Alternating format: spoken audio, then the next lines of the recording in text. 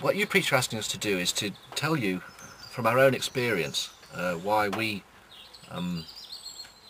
want to preach to you. So what I've chosen here for my topic is the subject of seeking God. When the Apostle Paul was in Athens, he said to them there that the whole reason why God made the world was as follows: God did this so that men would seek him and perhaps reach out for him and find him, though he is not far from each one of us, for in him we live and move and have our being. Now, we're all rational people. I hope so. I'm a rational person. I hope you are. And that is a very big challenge, isn't it? We live in the 21st century. We live in a world that's very tangible, very real. Of being asked to seek God, to love Jesus. Both God and Jesus are invisible to us. So how do we deal with that? How do we find God, as the Apostle Paul is saying? He's telling us there he's not so far from each one of us. But I find that really challenging, and still searching for God. And perhaps you are too. The Apostle Paul in another place tells us that he who comes to God must believe that he is, and that he's a rewarder of them who diligently seek him.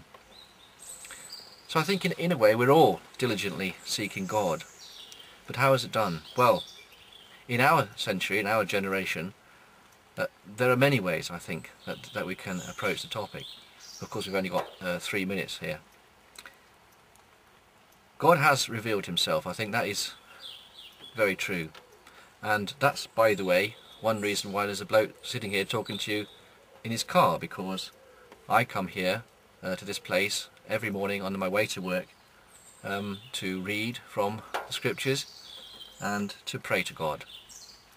And I think that is what I've found to be one of the best ways to seek God.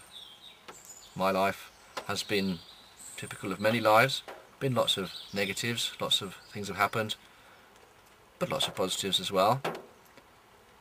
And we can always look back on our life and say, well, you know, God was with us, God helped me there, God helped me there.